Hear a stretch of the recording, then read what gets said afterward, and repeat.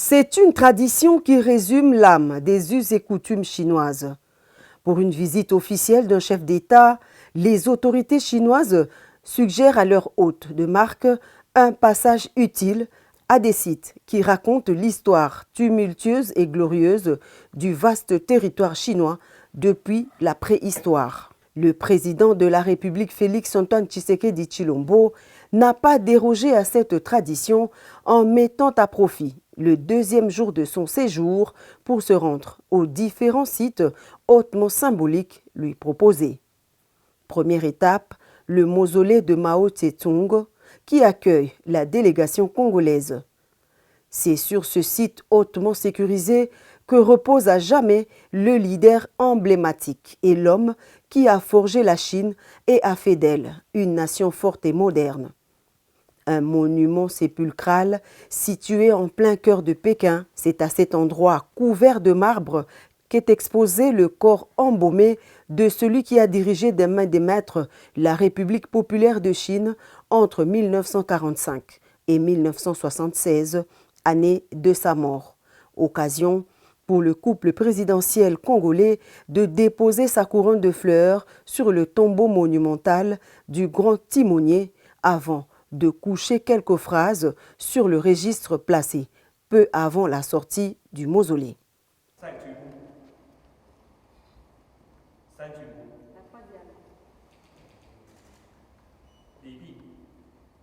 se termine la cérémonie de recueillement. Et à quelques encablures de là, le musée communiste situé à l'est de Beijing. L'imposant bâtiment qui accueille le chef de l'État et toute sa délégation raconte toutes les péripéties de la révolution chinoise depuis le XVIIe siècle, d'où partira le tout premier manifeste qui a consacré le début du Parti communiste. Le couple présidentiel suit avec une attention soutenue le récit d'une civilisation 5 fois millénaire qui a bravé vents et marées jusqu'à se construire une identité unique et respectable à l'échelle mondiale. La structure couvre 6,5 hectares avec une longueur frontale de 313 mètres et une hauteur de 4 étages. Le musée communiste compte une trentaine de salles d'exposition, des installations de stockage ultra-modernes et possède une collection de plus d'1 million d'objets précieux et rares que l'on ne trouve nulle part au monde. La cité interdite, dernier site à accueillir le président de la République, Félix-Antoine Tshisekedi Tshilombo. Ce site représente le palais impérial de Pékin dont la construction remonte entre 1406 et 1421, une vaste concession qui s'étend sur 72 hectares et fait partie des palais les plus anciens et le mieux conservés de Chine. Cité interdite, résidence des empereurs chinois, de leurs familles et de ceux qui étaient à leur service. Son accès était strictement interdit au peuple et à toute personne ne faisant partie d'aucune lignée royale.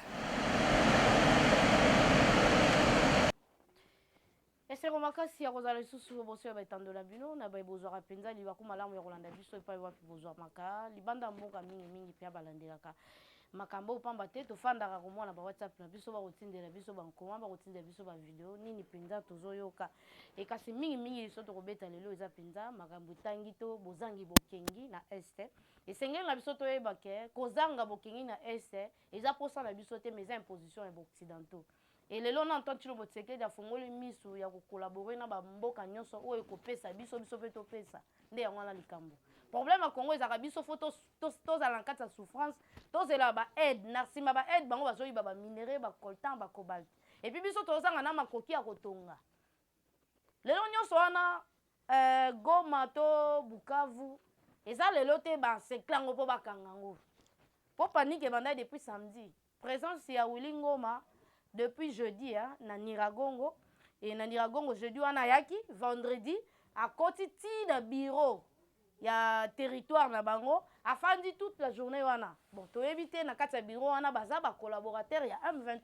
to bango bato bazo pesa bango ba position nyonso ya FRDC pour que ceux baza na facilité ya ko attaquer yango to likambo nini jusque là on va solo la kinga na bino to éviter sauf que ndenge to mesala ko luka ko yeba Willy Ngoma côté la wapi afandela wapi et puis abandela wapi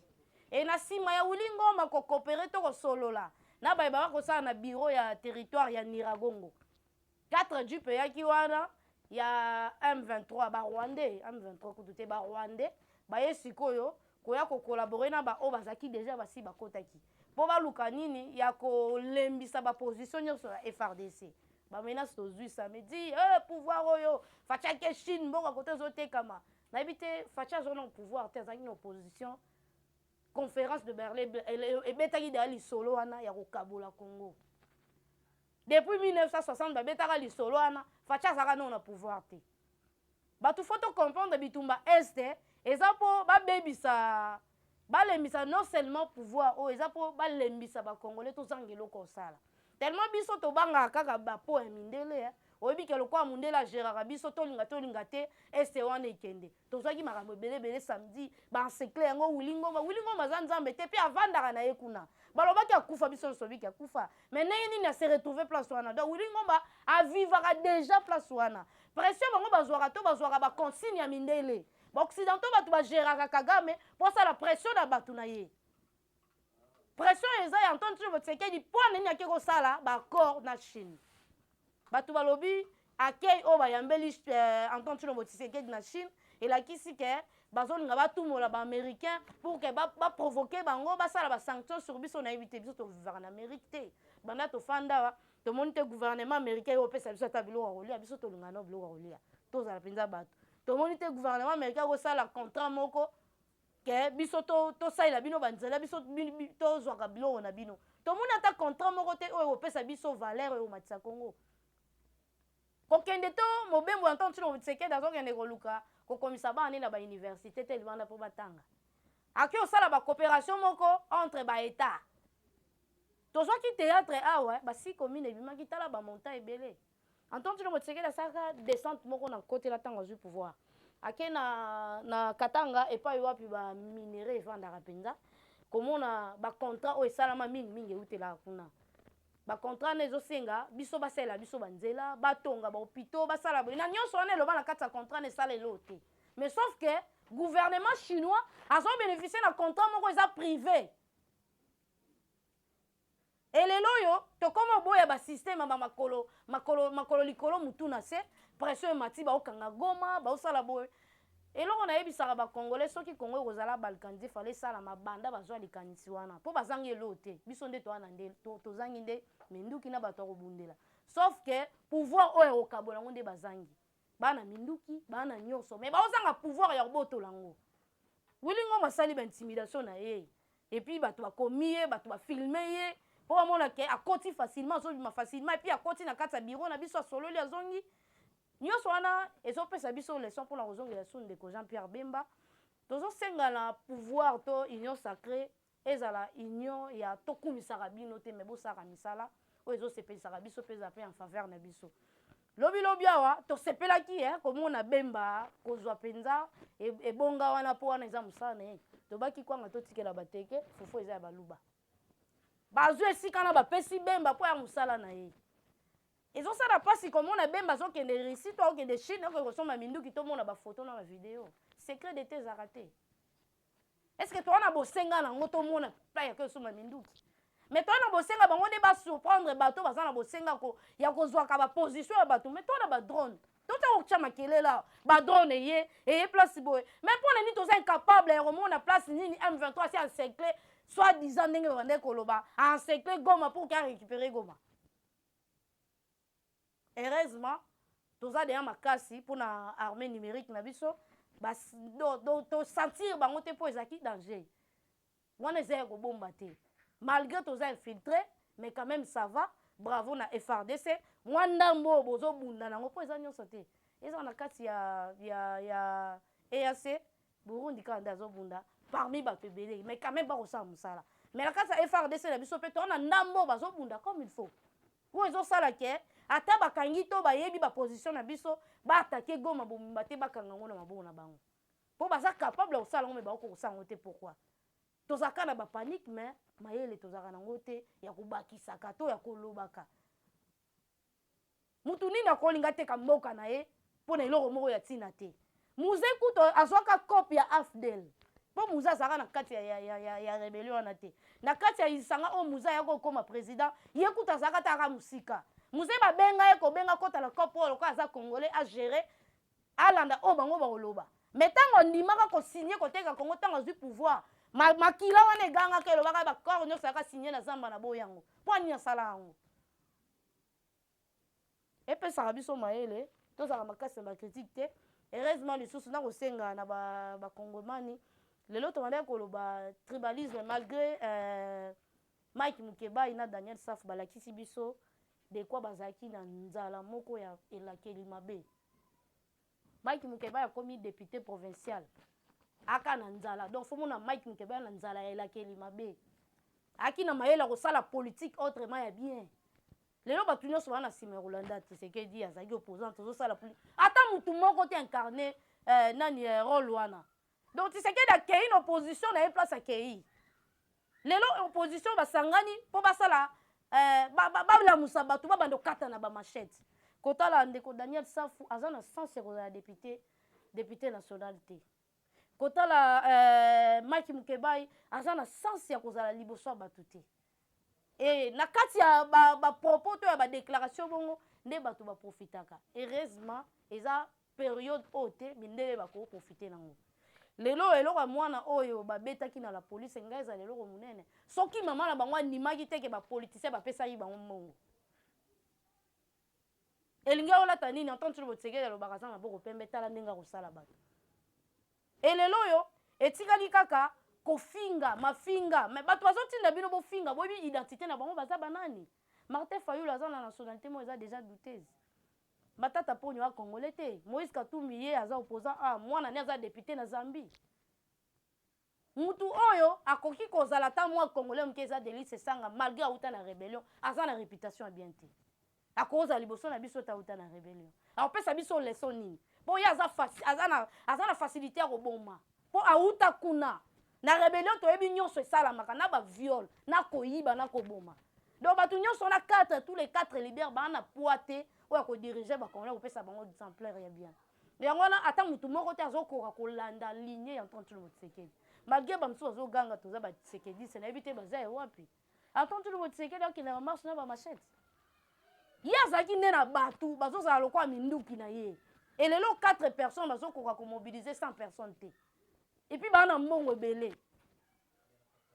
non seulement bongo Moïse ayaki na mission ya makasi ya koactive tous les rébellions Kabila tia na bapoint chaud na bango bayebi mpo Moïse na Kabila bakabwana jamais na minute oyo mutu aza na ballon na makolo eza Moïse Katumbi aza pion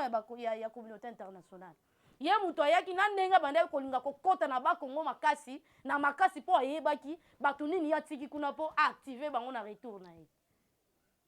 na nyonso wana eza dévoilé nga kuna zeli na lali na lamuki na tali telefone bakangi goma bakangi te bakangi goma bakangi te bakangi goma bakangi te mais so bakangi goma yo nanga to bénéficier nini ata lelo bazwa ata 2 ou 3 cm Congo ozwa nini ya motuya eza ya koyebisa bakambi na biso babanga eloko te nga no sepela na courage Antoine Tshisekedi asali oyo mibali basala kotambola partout kolukaka solution Congo nde eza oyo biso tozoluka kotelema to kolamusa bakulu na bakata na wana eza oyo tobandeki kozela te lelo na réputation to na éducation ya bana na biso ekomi ya danger so baopposant bakoma otambola okobanga kaka mwana nyonso akokanga apesa 10 000 fois nsima machete sikoyo lobi ya bana ekozala ndeni mpo nga na si nasepelaki na gratuité oyo lobi après 10 ans na bandede akobeta lisolo nango tokozwa bambuma ya bien kozanga kotanga ya bana yango Kabila tikeli biso richesse ya bakuluna na kati ya bakamp négligence ya basoda c'est parce que azaki déjà kopesa mayele na ye to makasi na ye na M23 oyo azaki kozala recruter na Rwanda na Uganda jamais barecrutable la police oyo peut-être solo na barégion wana na kati ya Congo donc ye bande na ye konéglige ayebi ke soki aya na bosenga bapolisier kozwa mosusu wana ye na ye awa oyo baovanda na kamp bakufa so bakufa baso bamilitaire na biso meme tomonaki kanchash nde ezalaki lelo so beti tour na kancha total l'école na bango pesa ngo ideni omona ka ah toza na Belgique toza wapi façon batongeli bekola na elongwe na kande ezalaka école ya EP na suka na ezaka bien te so basisi esa reso na mabe elelo entendre le motekeli aza moto otoko betela maboko moto ya boanya elelo azobunda pe tonga na kobakisela aza elombe malgré menace ya communauté internationale menace nyonso neza po Chine yambi Tshisekedi le roi 21 canon nayebi biso Kabila pe basalaka bapesa biso baimage soki nazoloba mabe ezolakisa biso ke Congo lelo bakomi koconsidere biso tozalaki lokwa basoso na kati ya bamboka bato tozalaki lokwa bilanga bakobengana biso ndenge balingi na Brazzaville so balamuki ka mabe babengani bino na Angola balamuki mabe babengani bino epi ntango babenganaka wana bazoboma bazoviole bazoyiba elelo soki président na biso akomokende bamboka bazolenga ye boye eza déjà bénéfice na biso ntango bazolenga ye boye yo ntango okende mboka boye baotala image na yo epa na ye donc ezopesa mwa esengo moko boye mpe ya kozala congolais mpo tomandeki komilela mpo ani toya bacongolais tosala nini biso bacongomani e tozaka biso nde fo tokufela na este yango tokoloba na ndeko Jean Pierre Bemba ameka komatisa bastratégie so baza na mwa bobangi balongola kobanga to associe mpe Russie Russie lelo oyo akomi kobetisa bato mokili mobimba mitu Allemagne koto bakomobendana na Amérique mpona nini baosentir déjà Russie azokende bien na guerre wana osutuka akangi Ukraine nyonso asali yango eta donc Russie azobangisa biso mpe tomeka okenda ngambo wana mpo toumeli na baaméricain toumeli na bafrançais tozwi nini na nsima nango ezaka hypocrisie bango baza kaka critique kaka na biloko na bango envers biso na bachaîne na bango critique kaka envers biso entendre Tshisekedi atambola bo critique kaka envers biso toaka bato na bango te donc respect même wana ezaka te ya bamboka ya bato donc lokwa bango bamonaka il faut bazala likolo na biso lokwa tozala non seulement kuto lokwa bana na bango nyonso wana eza bapoliticien na biso balingaka kobanga banga mingi mokolo baafricain baolongola kobanga bakokomprendre ke bango baza bacollègue na bango bayende mpo bango mpe basala mosala koto mpe biso mpe tosala mosala politique ezaka monde intimidation bamekaki kointimida ntonto Tshisekedi kokanga Goma mpo tondima négociation na M23 nalamuki ti sikoyo na komona Goma bakangi te bato bele bazwi panique kuna na Kivu nini ezoleka koto nini ezoleka na Niragongo tomoni Sultani Makenga akufa na ye tazala nika kuna yango na bandeko balandi totyaka nanu batempo na biso batension na biso na se nayebi ke bamama oyo balingaka kungu na poto baka ebele bamama wana bapapa wana bilenge wana ezosala biso esengo ntango tozosanganaka pour ke tobundela eloko oyo eza mpenza ya motuya eza Congo oyo bapoliticien ebele bakoyeba te baopposant ebele bakoyeba te na nyonso wana tozobendana tozosala boye eza kaka Congo nde eza makambo Tshisekedi wa mulumba bandeki kotala bachar oyo mobuta bandeki kobimisela ye te lelo oyo entendre mo Tshisekedi azobimisa kutu kaka la police ya pamba neti na sitini oyo esalami na gare centrale na otikela bino ngo na suka mpo bolanda yango oyo esalami na gare centrale ezali kutu kaka basoda pamba babeti ni gaz bapolisier ya pamba mais na epoke oyo ezalaki opposition oyo entendre mo Tshisekedi bazalaki nono kati opposition masase banda obeta likolo te banda obeta na se gaz route koloba te biso Karine abeta biso 5 gaz na mbala moko avant Russie akufa baye bazalaka na marche na bayebaka mais lelo baosala sitini moko ya 40 personnes bapolisier baleki population na ebele oyo biso toyebaki policier azalaka ebele te mais population nde azalaka ebele mais na kati ya bato wana bango moko baosenga élection bango moko bazosenga barevoir lisusu nani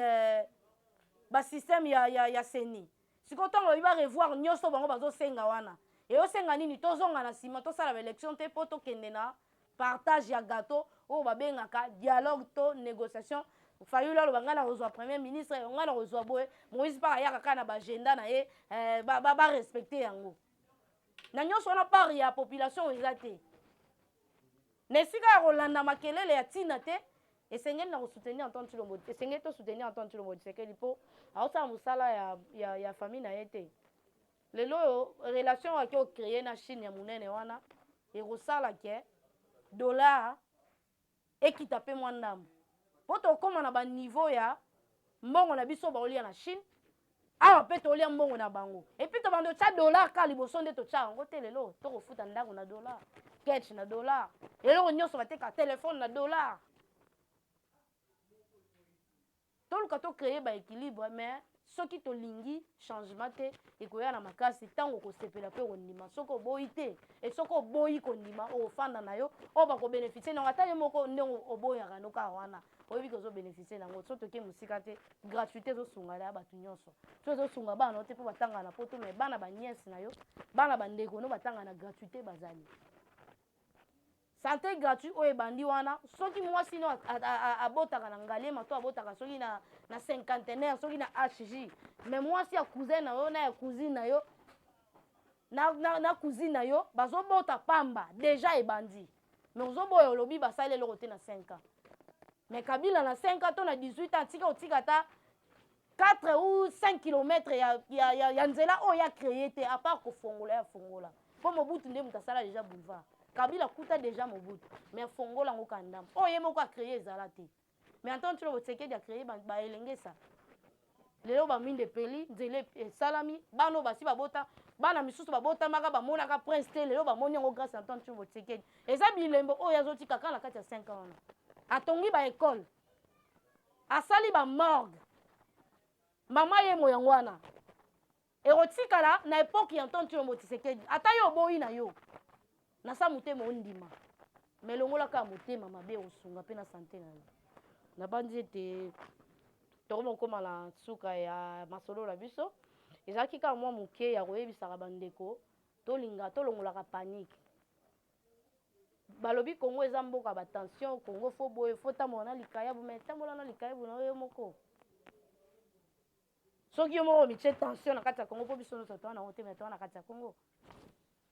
kala mingi te bazokanga nini wana base positionné déjà mais bakanga ngo banda kala ça fait 2 ou 3 jours wili ngo banda kolakisa biso ki aza ye bakanga ngo ti bango babi baza na force nyonso wana toyebi ezalaka pression ya communauté internationale mpona kobangisa pouvoir en place na epoka Mobutu ebanda osalama te tellement Mobutu ayebaka bango mpo banda okeka na je na bango pression so koto oyo bakomi ekomi okende en dehors ya makambo na bango abango basali pression bamatisi to ya rébellion na yango wana tokomi mpenza na suka na kotika bino botala marche eza kutu marche eza sit-in ya opposition asali basécurize bango na la police gaz ebetami nango te bango nde bazalaki na makasi ya komobilize bato te mpo baza 4 leaders bakoki même pas 50 personnes nga na koloba te bilili nde ezoloba na esika na nga bino moko bomoya ambiance nini elekaki kuna moto azoki te moto akufi te gaz ebetami te bango moko bakende kotika mokanda na bango balingi baimpose na bato ete balingi bango nyonso bakota kuna or biro eza mokie bakoyamba nani mpo batika nani na bandi tokomi na suka na toni matondo mingi mpo ete tokuta lisusu mbala nsima. C'est une tradition qui résume l'âme des us et coutumes chinoises. Pour une visite officielle d'un chef d'État, les autorités chinoises suggèrent à leurs hôtes de marque un passage utile à des sites qui racontent l'histoire tumultueuse et glorieuse du vaste territoire chinois depuis la préhistoire. Le président de la République Félix-Antoine Tshisekedi Tshilombo n'a pas dérogé à cette tradition en mettant à profit le 2e jour de son séjour pour se rendre aux différents sites hautement symboliques lui proposés. Première étape, le mausolée de Mao Tse-tung qui accueille la délégation congolaise. C'est sur ce site hautement sécurisé que repose à jamais le leader emblématique et l'homme qui a forgé la Chine et a fait d'elle une nation forte et moderne. Un monument sépulcral situé en plein cœur de Pékin, c'est à cet endroit couvert de marbre qu'est exposé le corps embaumé de celui qui a dirigé des mains des maîtres la République populaire de Chine entre 1945 et 1976, année de sa mort. Occasion pour le couple présidentiel congolais de déposer sa couronne de fleurs sur le tombeau monumental du grand timonier avant de coucher quelques phrases sur le registre placé peu avant la sortie du mausolée. La troisième.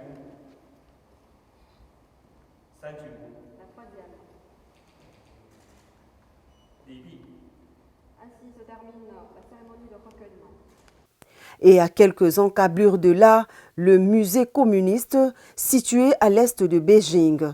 L'imposant bâtiment qui accueille le chef de l'État et toute sa délégation raconte toutes les péripéties de la révolution chinoise depuis le XVIIe siècle, d'où partira le tout premier manifeste qui a consacré le début du Parti communiste.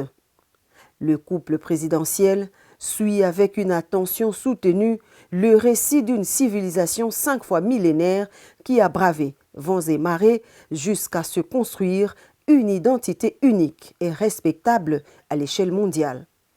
La structure couvre 6,5 hectares avec une longueur frontale de 313 mètres et une hauteur de 4 étages. Le musée communiste compte une trentaine de salles d'exposition, des installations de stockage ultra-modernes et possède une collection de plus d'1 million d'objets précieux et rares que l'on ne trouve nulle part au monde. La cité interdite, dernier site à accueillir le président de la République, Félix-Antoine Tshisekedi Tshilombo. Ce site représente le palais impérial de Pékin dont la construction remonte entre 1406 et 1421,